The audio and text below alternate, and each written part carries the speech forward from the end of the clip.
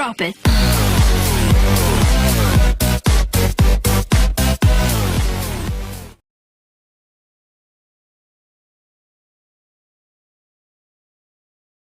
Assalamualaikum warahmatullahi wabarakatuh. Nama saya Tio Tumanduk. Saya dari Farmasi Angkatan 2017 dengan NIM 2017-03-11-040. Di sini saya akan mempresentasikan tentang penentuan parameter farmakokinetik menggunakan data urin manusia. Di sini ada tujuannya. Yang pertama, menggunakan data ekskresi obat dalam urin untuk menentukan parameter farmakokinetika obat tersebut. Yang kedua, menghitung parameter farmakokinetika berdasarkan data ekskresi obat dalam urin. Adapun prinsipnya, obat dapat diekskresikan dalam bentuk utuh atau berupa metabolit aktif melalui urin. Oleh sebab itu, kadar darah dalam urin dapat digunakan untuk menentukan dan menghitung parameter farmakokinetik. Laju ekskresi obat melalui urin sebanding dengan data penurunan kadar obat dalam plasma setiap waktu. Adapun bahan dan reaksinya, yang pertama asam asetil salisilat, yang kedua natrium salisilat, yang ketiga ferinitrat, yang keempat asam klorida, yang kelima air suling. Adapun alatnya, yang pertama spektrofotometer, yang kedua sentrifuga, yang ketiga vortex mixture, yang keempat ada Venox, yang kelima ada labu ukur, yang keenam ada pipet volume, yang ketujuh ada gelas ukur, vial, dan gelas beker. Adapun subjek cobanya yaitu manusia yang sehat, pria, dewasa, tidak memiliki gangguan pencernaan, tidak merokok, bersedia mengikuti protokol percobaan yang telah ditetapkan dengan menandatangani formulir pernyataan persetujuan. Prosedur protokol percobaan. Seminggu sebelum dan selama percobaan, subjek coba tidak boleh diperbolehkan minum obat lain kecuali obat yang akan digunakan dalam percobaan. Semalam sebelum percobaan dilakukan, subjek diminta untuk berpuasa. 1 jam sebelum percobaan, subjek coba diberi minum sebanyak 400 ml air dan segera mengosongkan kantung kemihnya sebelum minum obat yang diuji. Urin sebelum minum obat tersebut ditampung dan digunakan sebagai belangko. Subjek coba diberi minum air sebanyak 200 ml setiap jam secara berturut-turut selama 4 jam. Cuplikan urin ditampung pada interval waktu tertentu hingga semua obat diekskresikan plus minus 7 kali 1/2 jam. Pada setiap penampungan urin, catat dengan tepat waktu dan volume urin. Tiap sampel urin disimpan dalam wadah masing-masing. Data harus sesuai dengan waktu dan volume urin, benar agar hasil yang diperoleh dapat menunjukkan kondisi sebenarnya. Jika urin tidak segera dianalisis, maka sampel diberi tolen 0,5 sampai 1 ml untuk setiap 20 sampai 50 ml urin dan simpan pada suhu 2 sampai 8 derajat Celcius selama 48 jam hingga analisis dilakukan. Penetapan kadar salisilat dalam urin dengan larutan ferinitrat dalam HCl. Yang pertama, 1 ml sampel urin ditambahkan 5 ml reaksi ferinitrat. Yang kedua, vortex hingga homogen.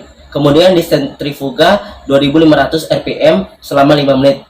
Filtrat dipisahkan dan diamati pada panjang gelombang maksimum. Sebagai belangko digunakan 1 ml urin belangko ditambah 5 ml reaksi ferinitrat. Tahapan percobaan. Yang pertama, pembuatan reaksi ferinitrat, yaitu ferinitrat sebanyak 20 gram dilarutkan dalam 500 ml larutan HCl 0,1 N. Yang kedua, pembuatan larutan baku kerja salisilat. Yang pertama dilakukan, buatlah larutan baku induk dengan konsentrasi 1000 ml dari 116 ml natrium salisilat. Dilarutkan dalam 100 ml air suling.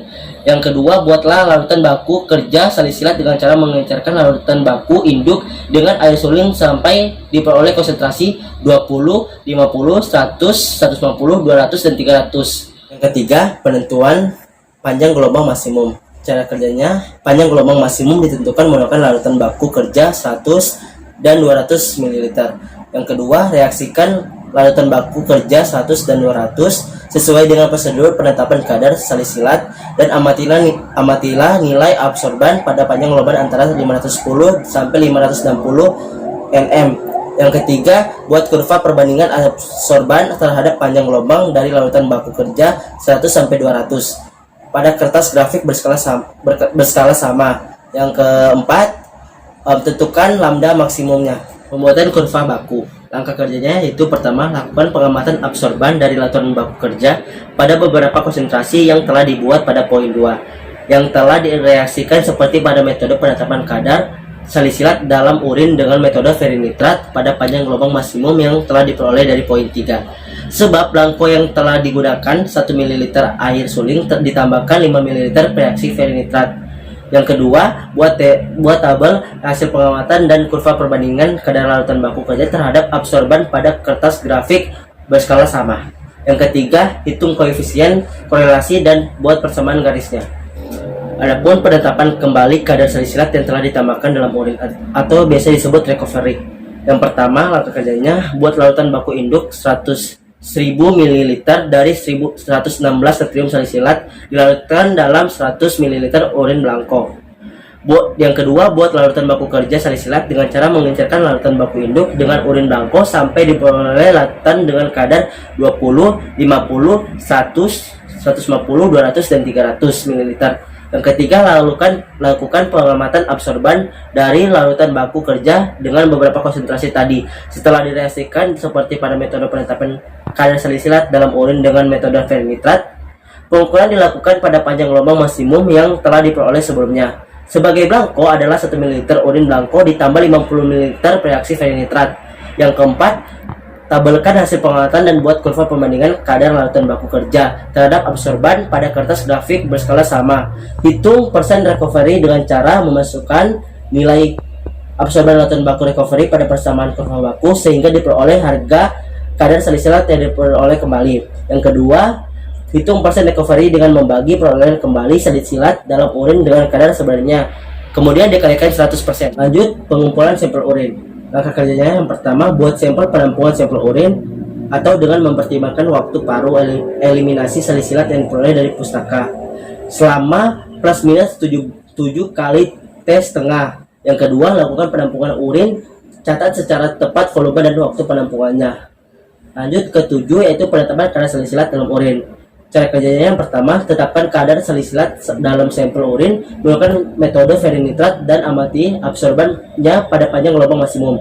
Yang kedua, masukkan data absorban ke persamaan garis recovery untuk mendapatkan data kadar salisilat dalam urin dari setiap waktu pengambilan. Sekarang yang terakhir yaitu analisis data. Cara kerjanya yang pertama, perhitungan tatapan laju eliminasi. Hitungan tatapan laju eliminasi dengan metode sigma minus atau dengan metode midpoint time. Yang kedua, perhitungan tetapan laju absorbasi. Cara kerjanya yang pertama, buat kurva XU per XU VST. Yang kedua, hitung harga K dalam slope phase eliminasi, yaitu slope sama dengan min K per 2,303. Yang ketiga, buat garis ekstrapolasi dari garis fase eliminasi hingga memotong sumbu Y. Yang keempat, hitung harga residual dengan mengurangkan harga terhadap eksploitasi yang sesuai. Yang kelima, buat persamaan residual VSS T dan hitung harga KA dari slope garis tersebut, yaitu sama dengan min KA per 2303.